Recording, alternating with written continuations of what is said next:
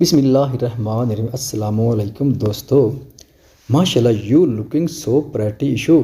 اس کے ہاتھ میں گجرے گجرے پہناتے کہا تھا، میں پہن لوں گی ہاں۔ اس کی گہری نظر سے بچنے کے لیے اس نے کہا تھا، اور ایسا کیوں لگتا ہے تمہیں کہ میں تمہاری بات مان لوں گا؟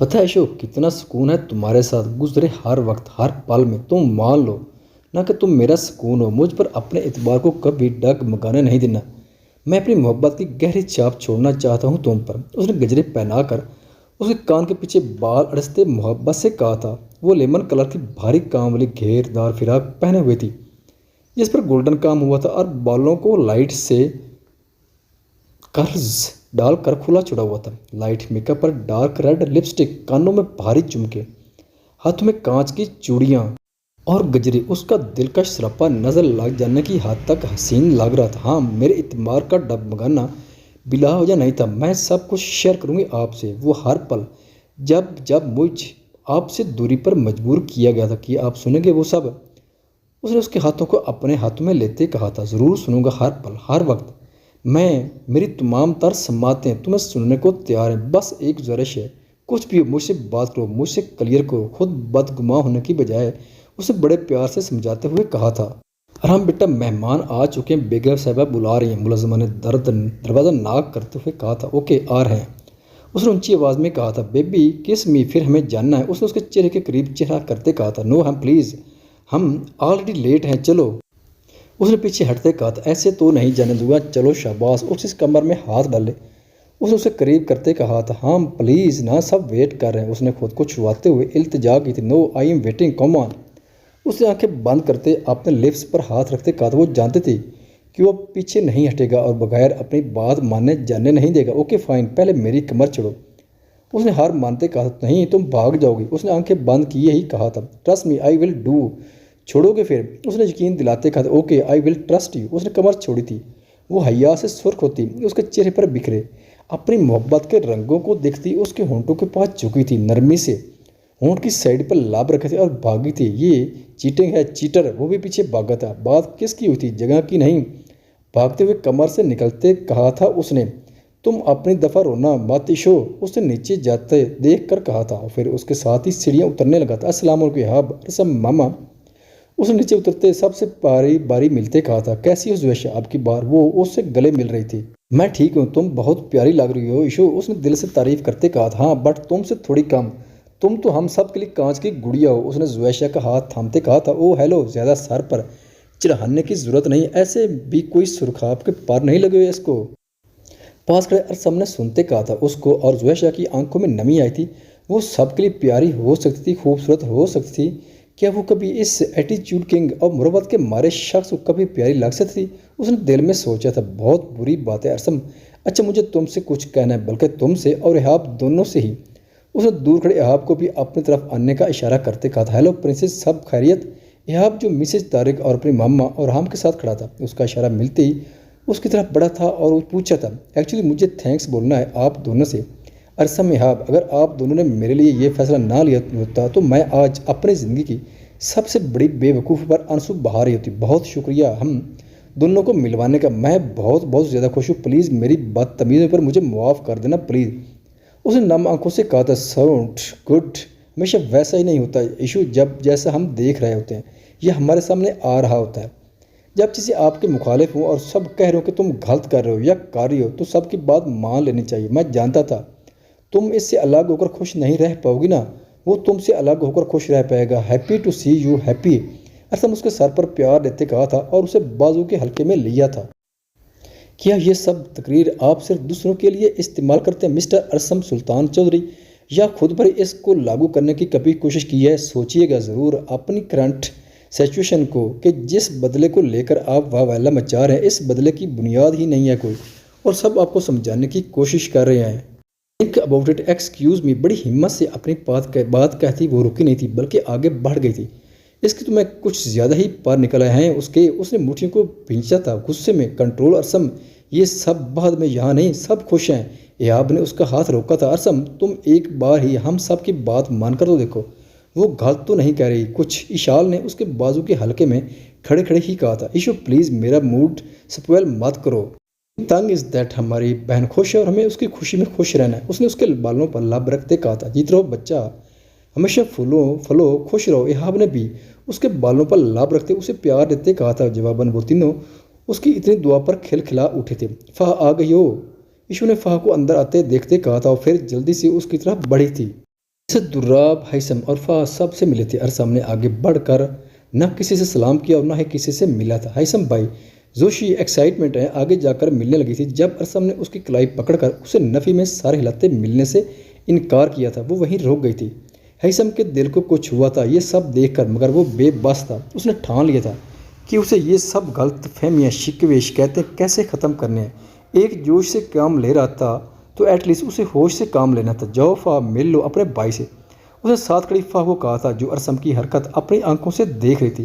وہ 2 قدم چلتی اس تک آئی تھی۔ ارسم ہیثم کی طرف دیکھ کر ہنسا تھا جیسے بہت بڑی کامیابی حاصل کر لی ہو، اسے نیچے دکھا کر۔ کیسی ہو فہ، کچھ کہا تو نہیں؟ ہیثم نے خوش تو اپنی محبت حاصل کر کے اسے اس کے قریب آتے اس کے سر پر پیار دیتے پوچھا تھا۔ بہت خوش ہوں میں ارسم بھائی، بہت زیادہ خوش۔ آپ کی لگائی ہوئی آگ بھی میری خوشی کو جھلسا نہیں سکی۔ جس شخص کے باپ پر آپ نے تہمت لگائی ہے نا، اس نے بہت بڑے دل سے مجھے اور میری محبت کو اپنے دامن میں سمیٹا ہے، کیونکہ وہ محبت نہیں عشق کرتا ہے مجھ سے، اور جہاں عشق ہوتا ہے نا وہاں دنیاوی سازشیں، رشتے کی نزاکت، یہ سب بہت پیچھے رہ جاتا ہے۔ بس محبوب ہوتا ہے، عشق ہوتا ہے اور دامن ہوتا ہے۔ میری دعا ہے آپ کو بھی عشق ہو اور پھر یہ بھٹی آپ کے اندر پنپنے والے ہر خناس کو جلا دے۔ اس نے سینے پر ہاتھ باندھتے اس کی آنکھوں میں آنکھیں ڈالتے کہا تھا۔ جواباً وہ بس حیرانگی سے اپنے سامنے موجود اپنی چھوٹی سی بہن کی باتوں اور ان کی گہرائیوں کو سمجھتے حیران ہوا تھا۔ جاؤ زوشی، مل لو اپنی فیملی سے۔ بہت اچانک اس نے پاس کھڑی زوشیا سے کہا تھا اور پھر آرام کی طرف بڑھ گیا تھا۔ وہ سب سے پہلے دادو سے، پھر ہیثم سے اور پھر فہا سے ملی تھی۔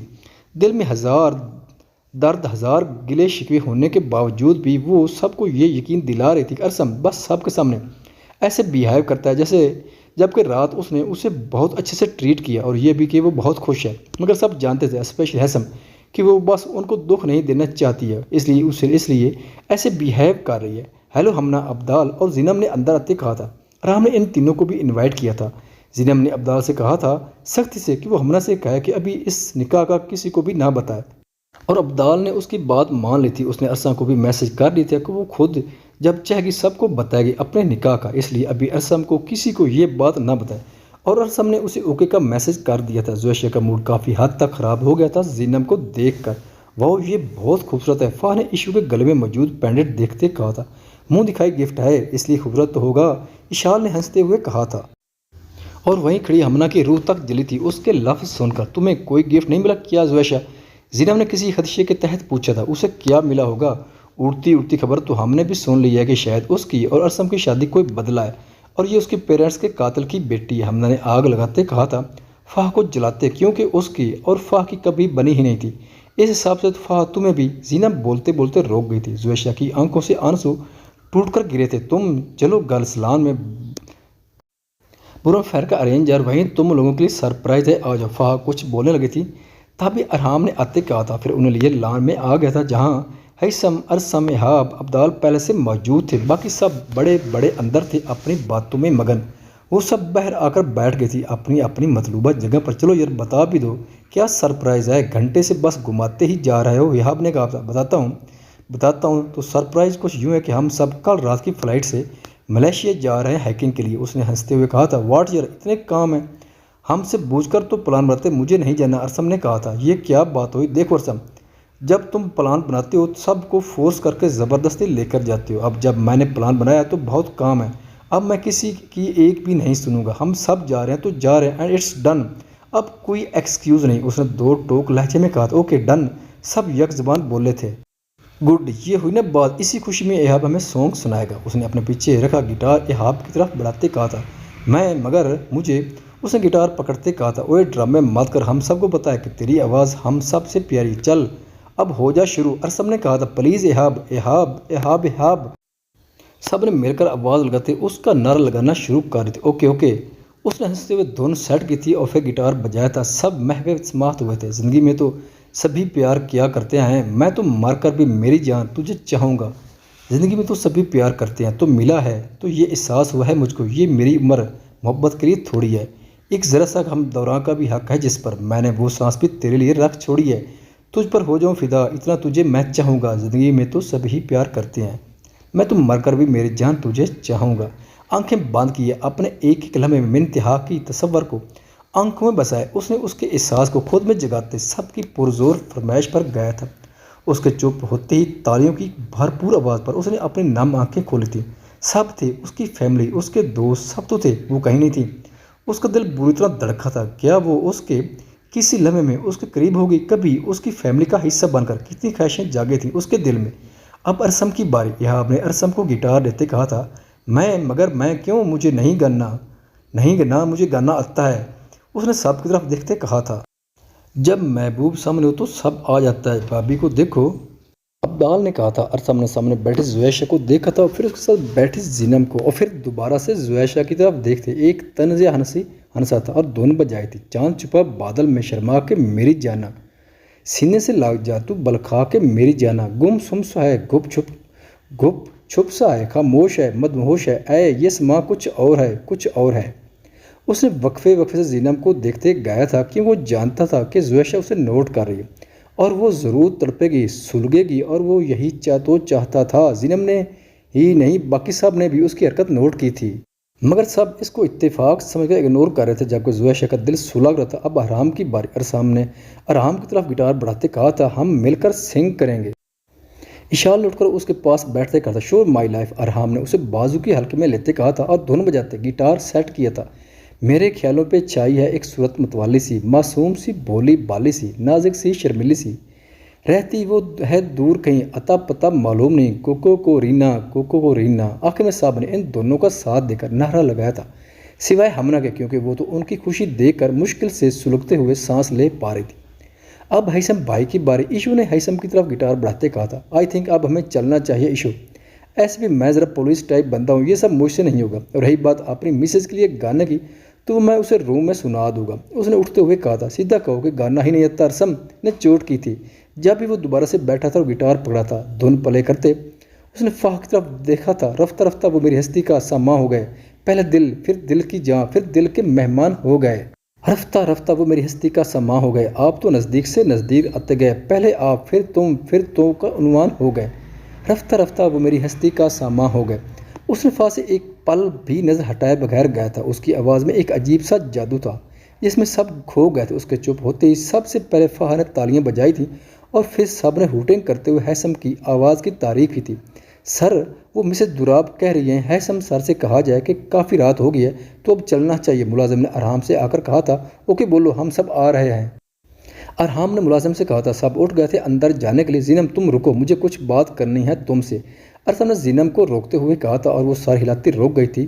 باقی سب چلے گئے تھے، ایون ویٹ زویشہ بھی اپنا دھیان پیچھے چھوڑ کر چلی گئی تھی۔ تھینک یو ارسم، میری بات ماننے کے لیے، زینب نے کہا تھا۔ مجھے لگتا ہے تمہیں سب کو اب جو سچ ہے وہ بتا دینا چاہیے، اور اپنی بہن کا سچ بھی، تم تو اس کے کرتوت سے۔ ارسم، میرے نکاح کا بتانا ضروری تو نہیں، ویسے بھی تم مجھ سے شادی کا کہہ رہے تھے۔ اس نے اس کی بات کاٹتے کہا تھا، وہ ابھی یمنا کا سچ کسی بھی صورت سب کے سامنے آنا دینے نہیں چاہتی تھی، کیونکہ وہ جانتی تھی اگر ہمنا کے کرتوتوں کا سب کو پتہ چلا تو اس کے لیے مشکلات پیدا ہو سکتی ہیں، اس لیے فی وقت اسے ارسم کو حاصل کرنے کے لیے خاموش رہنا تھا۔ تم پاگل ہو، تم ایک شادی شدہ مرد کی بات میں کیسے آ سکتی ہو؟ دماغ ہے تمہارے پاس؟ لسن، مجھے ڈاؤٹ تھا، اس لیے میں نے تمہاری غلط فہمی دور کرنے کے لیے تمہیں روکا۔ کچھ گھنٹے پہلے میں نے تم سے جو بھی کہا وہ بس زویشہ کو دکھ دینے کے لیے تھا، تاکہ وہ اس تکلیف کا اندازہ کر سکے جو اپنوں کے چھن جانے سے ہوتی ہے، جو زندگی برباد ہونے سے ہوتی ہے۔ رہی بات زویشہ کے بعد کسی سے شادی کرنے کی، تو میں اس رشتے کے انجام کے بعد کسی سے بھی شادی کرنے کا خود کو اہل نہیں سمجھتا، اس لیے میری طرف سے کوئی خوش گمانی مت پالنا، اور کوشش کرو کہ عبدال کے ساتھ اپنی زندگی میں آگے بڑھ جاؤ، وہ اچھا لڑکا ہے، تم خوش رہو گی اس کے ساتھ۔ اس نے اپنی طرف سے اس کے دل میں موجود ساری غلط فہمی دور کرتے کہا تھا، کیا تم زویشہ کو کبھی بھی نہیں چھوڑو گے؟ اس نے دل میں آئی بات پوچھ لی تھی نم آواز میں، زویشہ کو اپنی زندگی میں رکھنے کے لیے میرے پاس کوئی خاص وجہ بھی نہیں ہے، وہ صرف بدلہ ہے، بدلہ پورا ہوتے ہی میرے اور اس کے راستے الگ الگ ہیں۔ خیر یہ میرا اور اس کا مسئلہ ہے، میں چاہتا ہوں کہ تم اپنی لائف میں آگے بڑھو۔ کہتے وہ رکا نہیں تھا، چلے گیا تھا۔ ارسم، میں اپنی زندگی کو اور خود کو اور اپنی محبت کو آخری موقع دینا چاہوں گی، ایک آخری بار، میں کسی بھی طریقے سے تمہیں حاصل کرنے کے لیے جان لگا دوں گی، اور وہ چاہے پھر راستے سے زویشہ کو ہٹا کر ہی کیوں نہ ہو، کیونکہ تمہارے سامنے ہوتے ہوئے ایک ذہنی شخص کے ساتھ زندگی گزارنے کا میں تصور بھی نہیں کر سکتی، اس نے اپنے آن سے پوچھتے ہوئے کہا تھا، اور اندر کی طرف بڑھ گئی تھی جہاں اب سب ایک دوسرے سے مل کر ودا لے رہے تھے۔ وہ بھی سب کے درمیان جا کر کھڑی ہو گئی تھی۔ صفی بھائی آئے ہیں، دلہن رانی دعا نے منتہا کے کاندھے کے ساتھ اپنا کانتا ٹچ کرتے کہا تھا۔ دعا نہ تانگ کرو اسے، جاؤ اسے لان کی طرف لے جاؤ، صفی بھائی نے کچھ بات کرنی ہے اس سے۔ جنت نے گھورتے ہوئے کہا تھا دعا کو، یار تم سب شادیاں کر رہے ہو، میرے بھی کروا دو نا کوئی ہینڈسم سا لڑکا دیکھ کر۔ اس نے منتہا اور جنت کی طرف دیکھتے کہا تھا، اور وہ ہینڈسم سا لڑکا شاید کوریا میں پایا جاتا ہے، منتہا نے کہا تھا، کیونکہ وہ اس کے موبائل، اس کی ٹی شرٹ، اس کے بیگ، موبائل کے کور، لیپ ٹاپ کے کور، ہر جگہ پر ایک ہی تصویر دیکھ دیکھ کر پاگل ہو گئی تھی۔ ہائے منتہا تم کتنی اچھی ہو یار، کوئی میرے لیے بھی لا دو، قسم سے ساری زندگی دان کر دوں گی اس پر۔ اس نے حسرت بھری سانس لیتے کہا تھا، پتہ نہیں اس لڑکی کا BTS کا بخار کب اترے گا، چلو تم تکے کر جاؤ۔ صفی بھائی ملنا چاہتے ہیں اس سے، سارا ابھی پھر اشارہ کر کے گئی ہیں۔ اس نے دعا کی طرف دیکھتے کہا تھا، اوکے بابا جا رہے ہیں۔ دعا نے منتہا سے آنے کا اشارہ کرتے کہا تھا، اور پھر وہ دونوں لان کی طرف چلی گئی تھی۔ ہیلو صفی بھائی کیسے ہیں آپ؟ دعا نے منتہا کے ساتھ صفی کے پاس رکتے کہا تھا، میں ٹھیک، آپ کیسی؟ اس نے ہنستے ہوئے کہا تھا، میں یا منتہا اپی؟ اس نے ہنستے ہوئے چھیڑا تھا، ویل آپ دونوں؟ اس نے سر کھجاتے کہا تھا، ویل ہم دونوں ٹھیک ہیں، خیر میں چلتی ہوں، آپ دونوں دل کھول کر باتیں کر لیں، wish you best of luck and one more thing. Muntaha بہت نروس ہے تو انہیں زیادہ پزل نہیں کرے گا آپ، اس نے انگلی اٹھاتے وارن کرتے کہا تھا، اور چلی گئی تھی۔ کیسی ہیں آپ؟ اس نے اسے بھی ساتھ چلنے کا اشارہ کرتے پوچھا تھا۔ الحمدللہ، اس نے ساتھ چلتے کہا تھا۔ منتہا آپ بہت اچھی ہیں، نو ڈاؤٹ خوبصورت بھی ہیں، مگر میں کچھ باتیں آپ پر واضح کر دینا چاہتا ہوں، اس کے بعد آپ کا جو بھی فیصلہ ہوگا مجھے منظور ہے۔ میں کسی کو دھوکہ دینے کا قائل نہیں ہوں، نہ ہی مجھے یہ سکھایا گیا۔ اصل میں بشارت بھائی کی بہت عزت کرتا ہوں، میں آج جس بھی مقام پر ہوں ان کی وجہ سے ہی، مگر اس کے ساتھ ساتھ میں کسی سے بہت محبت کرتا ہوں، یوں سمجھ لیں کہ وہ لڑکی میری زندگی ہے، بس اس کی فیملی کی طرف سے کچھ رکاوٹیں ہیں، مگر میں بہت جلد منا لوں گا سب کو۔ ایسے حالات میں بشام بھائی کو بھی انکار نہیں کر سکا۔ میں نے فلک سے بات کی ہے، اسے میرے آپ سے شادی کرنے پر کوئی اعتراض نہیں ہے، وہ میری دوسری بیوی بننے کو بھی تیار ہے، کیونکہ میں نے اسے بتایا کہ جس ہستی نے مجھے آپ سے شادی کرنے کا کہا ہے میں اسے انکار نہیں کر سکتا، تو وہ سمجھ گئی ہے۔ دیکھیے منتہا بات سیدھی سی ہے، آپ کو گھر ملے گا، میرا نام ملے گا، سب کچھ ملے گا، مگر شاید میرا پیار نہیں، کیونکہ وہ صرف اور صرف فلک کے لیے۔ آئی ہوپ آپ سمجھ رہی ہیں میں کیا کہنا چاہتا ہوں۔ اس کے باوجود بھی آپ کو کوئی اعتراض ہے تو آپ۔ اس کی بات مکمل ہونے سے پہلے منتہا نے سامنے کھڑے اپنے مقدر کے نصیب کو بڑی حیرت سے دیکھا تھا، آنکھوں میں درد تھا، غضب کا، مگر لب مسکرائے تھے۔ کس سے شکوہ تھا؟ خدا سے، قسمت سے، یا اپنی زندگی سے؟ مگر سب دم توڑ گیا تھا لبوں پر۔ آپ بے فکر ہیں، مجھے بھی آپ سے مزید کچھ نہیں چاہیے سوائے ایک چھت کے، میرے لبوں پر کبھی شکوہ نہیں آگا، مجھے کوئی اعتراض نہیں، کہتے اس نے سرد آب بھری تھی۔ آپ کے ساتھ اتنا سب کچھ ہوا، اس کے بعد بھی آپ اس رشتے کی نوعیت کو جان کر بھی کیسے ہیں؟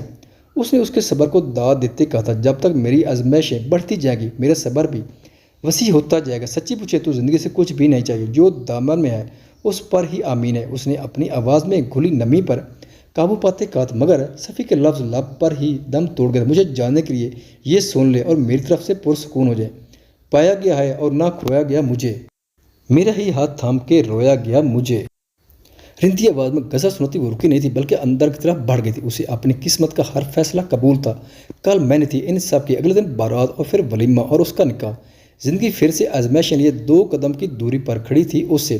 یہ کیا ہم سب یہاں ہیں اور فا اور ہیثم ابھی تک نہیں آئے؟ ایہاب نے کہا تھا۔ نہیں وہ نہیں چل رہے، انہوں نے ایکسکیوز کر لیا، ایکچولی کل رات ہی ہیثم کو ایمرجنسی کسی اہم میٹنگ کے لیے اسلام آباد جانا پڑا تو فا نے ایکسکیوز کر لیا۔ اور ہم نے کہا تھا اوکے پھر چلو، بورڈنگ ٹائم سٹارٹ ہو گیا۔ ارسم نے کہا تھا وہاں سب تھے سوائے فا اور ہیثم کے اور ابدال کے۔ زینب نے کہا تھا کہ اگر ابدال جائے گا تو وہ نہیں جائے گی، اس لیے وہ خود ہی طبیعت خرابی کا بہانہ لگا کر روک گیا تھا۔ بورڈنگ سے فارغ ہوتے ہی وہ سب پلین میں جا کر بیٹھے تھے اور کچھ دیر بعد ہی پلین ملیشیا کی پرواز بھرنے کو تیار تھا۔ سب بہت خوش تھے۔ ایشو مجھے ڈر لگ رہا ہے، سیٹ بیلٹ باندھتے اس نے کہا تھا۔ بیبی کو ڈر کیوں لگ رہا ہے؟ اس نے اس کے کان کے پاس ہوتے کہا تھا۔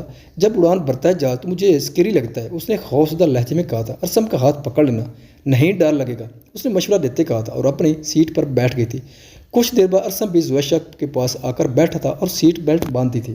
جب ہی جہاز نے اڑان بھری تھی اور زویشہ نے مضبوطی سے ارسم کا ہاتھ پکڑا تھا۔ پلیز سم پلیز، غصہ نہیں ہونا آپ نے، مجھے بہت ڈر لگ رہا ہے۔ اس کو غصے سے خود کی طرف دیکھتے اس نے اس کے بازو کے نیچے سے ہاتھ گزارتے اس کے بازو کو زور سے پکڑتے کہا تھا، اور اس کے بازو میں اپنا منہ چھپایا تھا۔ اس کو بچوں کی طرح ڈرتے دیکھ اسے نہ جانے کیوں اس لمحے اس پر بہت پیار آیا تھا، تب بھی اس کے گرد بازو لپیٹتے، اس کی کمر سہلاتے، اس کو ریلیکس کرنے کی کوشش کی تھی۔ کچھ گھنٹوں بعد وہ ملیشیا کے ہوٹل میں تھے، کچھ دیر ریسٹ کرنے کے بعد فریش ہو کر نیچے آئے تھے اور اب سب کھانا کھا رہے تھے۔ گائز وی ہیو 2 days، ابھی یہاں کے 10 بج رہے ہیں دن کے، تو اگر کوئی زیادہ تھکا ہوا نہیں ہے تم آج ہی ہائکنگ پر چلیں، ایہاب نے کہا تھا۔ کیا ہمارے ساتھ زویشہ بھی جائے گی؟ ہمنا نے پوچھا تھا۔ کیوں، اسے جاننا منع ہے؟ اور ہم نے کہا تھا نہیں، وہ تو جہاز ہی میں اتنا ڈر رہی تھی، ہیکنگ کی الف بے بھی اسے نہیں پتہ ہوگی، اصل میں 4 دیواری میں ہی رہی نا، اسے کیا پتہ اس سب کا، ہمنا نے گڑبڑاتے کہا تھا۔ تو ہم سب کس لیے، ہم دیکھ لیں گے، ڈونٹ وری، میرا ہو گیا، میں اپنا بیگ لے کر آ رہا ہوں، میں اور باہر گاڑی میں ویٹ کر رہا ہوں، تم سب بھی آ جاؤ، ایہاب نے اٹھتے ہوئے کہا تھا۔ اوکے گائز، آئی تھنک چلنا چاہیے، باقی صاحب نے بھی اٹھتے کہا تھا۔ زویشہ بھی ارسم کے پیچھے ہی روم میں آئی تھی۔ سم مجھے نہیں جانا، میں روم میں رہ لوں گی، آپ چلے جائیں، اس نے دھیمے لہجے میں کہا تھا۔ اوکے، اس نے اپنا بیگ، کیمرہ اور باقی چیزیں اٹھاتے کہا تھا۔ چلو زوشی، ارسم وشال نے اندر آتے کہا تھا۔ وہ نہیں چل رہی، شی سیڈ، یہیں رہ لوں گی، تم لوگ آ جاؤ، اس نے اشال سے کہا تھا اور پھر باہر چلے گیا تھا۔ زویشہ کو دکھ ہوتا کہ کاش ایک بار ہی سے وہ کہہ ہی دیتا کہ میں ہوں، مگر نہیں، اسے اتنی فرصت کہاں، ویسے بھی وہ نہیں ہوگی تو شاید اسے سکون ہو۔ اس نے آنکھوں میں آتے آنسوں کا گلا گھونٹتے سوچا تھا، ایسے کیسے تم؟ اشال نے اس کا ہاتھ پکڑا تھا، مگر مجھے ایشو، میری بات تو وہ کہتی رہ گئی تھی، مگر وہ اس کا ہاتھ تھامے اسے کھینچتی ہوئی لے گئی تھی، گاڑی میں بٹھایا تھا۔ کچھ دیر میں وہ ملیشیا کی سب سے بڑی چوٹی کے پاس تھے۔ وہ سب کے سب بہت ایکسائٹڈ تھے، ایک پال کی سب کچھ بھول بھال کر اپنا پیشن اور جنون میں کھو گئے تھے، سوا سو ایکسائٹڈ۔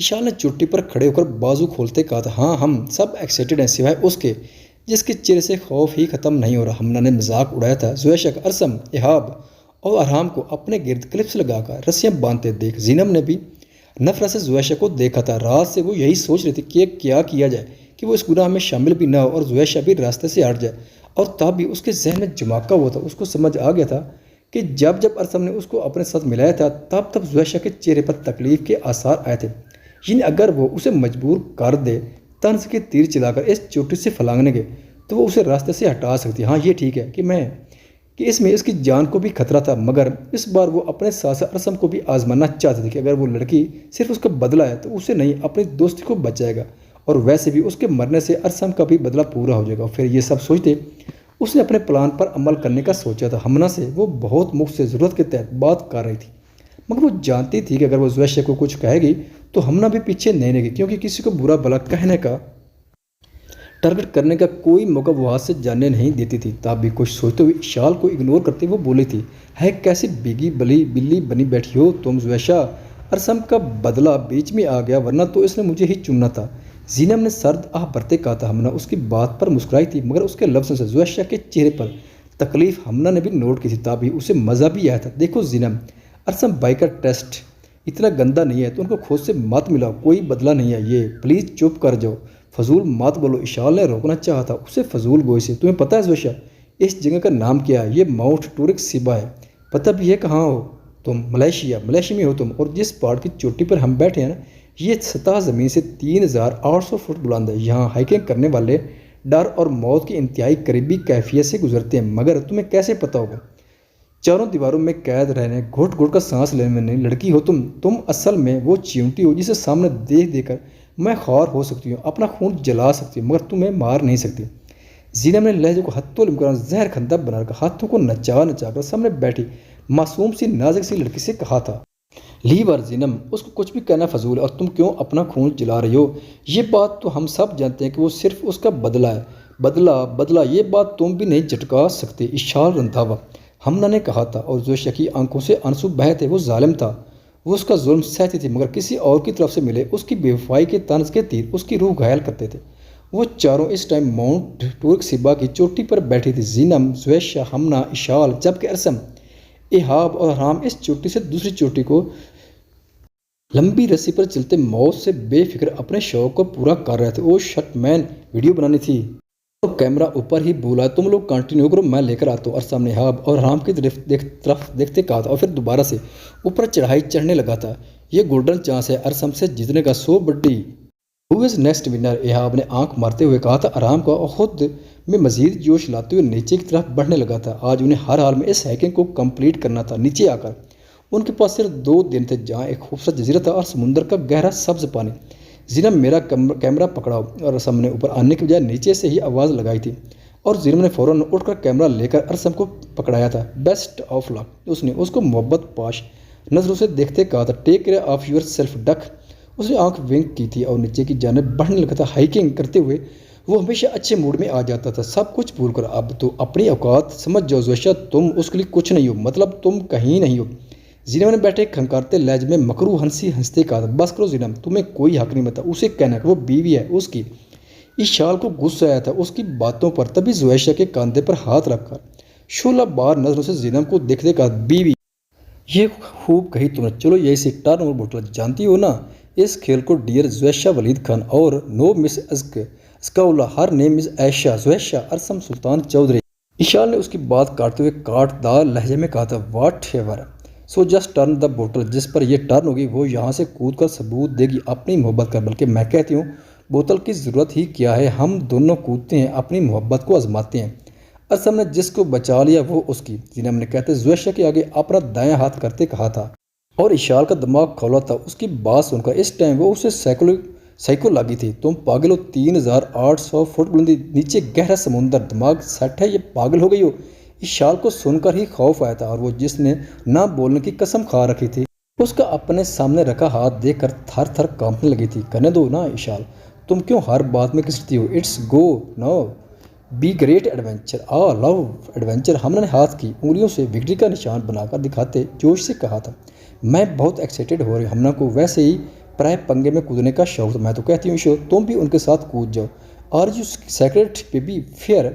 پھر زینب کی طرف دیکھتے ہمنا نے اس سے پوچھا تھا، no way I am scare, I do everything for my love. 3800 foot کی بلندی میری محبت کے آگے کچھ بھی نہیں، اس نے بے تاثر لہجے میں کہا تھا اور زویشہ کا ہاتھ پکڑ کر اسے کھینچتے ہوئے اٹھایا تھا۔ باز آ جو زینب، وہ تمہاری باتیں سن کر ہی مر گئی ہے، وہ یہ سب، یہ مول، یہ سب نہیں ڈیزرو کرتی، اسے عادت نہیں ہے۔ تیز چلتی ہوا میں اس کے لرزتے جسم کو اس نے اپنے سینے کے ساتھ لگاتے کہا تھا، ہاں تو میں تھوڑی نہ لائی اسے یہاں، اب اس کا شوہر ہی اسے پال پل مارنا چاہتا ہے تو میں کیا کہہ سکتی ہوں؟ زینب نے کندھے اچکاتے کہا تھا، زویشہ محبت نہیں کرتی ہو کیا؟ ارسم سلطان چودھری سے اپنے شوہر سے کہتے ہی اس نے اس کا ہاتھ کھینچا تھا اور کھینچتی ہوئی اسے چوٹی کے ایج پر لائی تھی۔ آنکھیں کھولو، اس نے اس کے ہاتھ پر دباؤ بڑھاتے چلاتے ہوئے کہا تھا۔ اس نے آنکھیں کھولی تھیں اور اس لمحے بری طرح سر چکرایا تھا۔ ہائٹ فوبیا تھا اسے اور گہرے پانی سے وہ کوسوں دور بھاگتی تھی۔ اتنی بلندی پر کھڑے ہو کر نیچے دیکھتی وہ سانس لینا بھول گئی تھی۔ زینب چھوڑ دو اسے، میں اپنے ذمہ داری پر اسے ساتھ لائی ہوں۔ اشال نے بھاگتے ہوئے ان تک آتے کہا تھا، so let's go for wonderful ride dear Zoisha. اس نے اس کا ہاتھ پکڑے مسکراتے کہا تھا اور پیچھے مڑ کر اشال کو تلخی سے مسکراتے دیکھا تھا۔ نہیں، زویشہ نے نیچے دیکھتے شدت سے آنکھیں بند کرتے پیلے پڑتے رنگ سے کہا تھا، مگر وہ کہاں سننے والی تھی، اس کا ہاتھ لیے کودی تھی اور کودتے ہی اس کا ہاتھ چھوڑا تھا۔ ارسم، زویشہ شدت سے چلائی تھی۔ ارحام نے زویشہ کی آواز سنی تھی، مگر جس سائڈ سے وہ کودی تھی وہ دونوں وہاں سے کافی دور تھے۔ زینب، زویشہ، ارسم نے دونوں کو نیچے کی طرف گرتے دیکھا تھا۔ ارسم، سیو می۔ زینب اس تک آتے چلا رہی تھی۔ زینب اس کی بائیں سائڈ تھی تو زویشہ دائیں سائڈ۔ اس نے نفرت سے زویشہ کو دیکھا تھا اور اسے پہلے کہ زینب اس کی پہنچ سے دور ہوتی اپنی رسی کے ساتھ وہ ہوا میں لہرایا تھا اور زینب کو بازو سے تھام کر قریب کیا تھا۔ ہوا کے زور پر اس نازک جان نے اپنی آخری امید ٹوٹتی دیکھی تھی۔ اس دشمن جان کی بہوں میں اس کا وجود دیکھا تھا۔ اس گہرے سبز سمندر میں اس کے آنسو ہواؤں کو چیرتے ہوئے گزرتے گرے تھے اور اس سبز پانی نے وہ درد اپنے سینے پر سہا تھا۔ اس کا دل سکڑ کر بے جان ہوا تھا اور ایک بے جان وجود کو پانی میں تحلیل ہوتے چوٹی کے درمیان میں کھڑے ارحام، زینب کو بہوں میں بھرے ارسم سلطان چودھری نے اور اشال اور ہمنا نے چوٹی کے ایج پر کھڑے دیکھا تھا۔ پانی میں وہ گری تھی، ارد گرد کا پانی اچھلا تھا جیسے پتھر کو پانی میں مارنے سے ارتعاش پیدا ہوتا۔ بس اتنا سا ارتعاش ہی تو پیدا ہوا تھا، بس ختم ہوا تجھے پانے کا جنون۔ انا للہ و انا الیہ راجعون۔ خواتین و حضرات، ویڈیو دیکھنے کا شکریہ۔